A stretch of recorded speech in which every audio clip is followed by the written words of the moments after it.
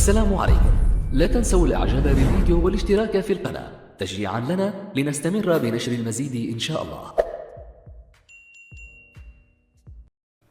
في صفعة قوية للنظام الفرنسي جاءت على لسان أقرب المسؤولين إلى الرئيس إيمانويل ماكرون، فقد أعلن إيمانويل بون أحد ركائز النظام الفرنسي منذ 5 أعوام عن رغبته وإصراره في مغادرة الإليزية وترك منصبه السياسي المؤثر، بعدما بدأ العديد من الحلفاء المحتملين يقدمون أنفسهم بالفعل لإيمانويل ماكرون لهذا المنصب الرئيسي الهام في قلب السلطة السيادية لفرنسا.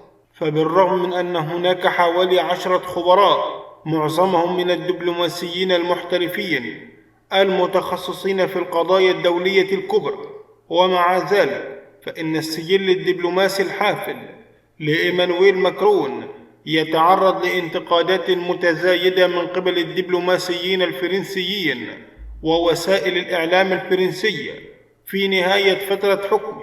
ويوجد في قفص الاتهام رئيس الخلية الدبلوماسية إيمانويل بون الذي تم تعيينه مستشارا دبلوماسيا للرئيس الفرنسي إيمانويل ماكرون في عام 2019 بعد رحيل سابقه فيليب إتيان الذي غادر لتولي منصب السفير في واشنطن.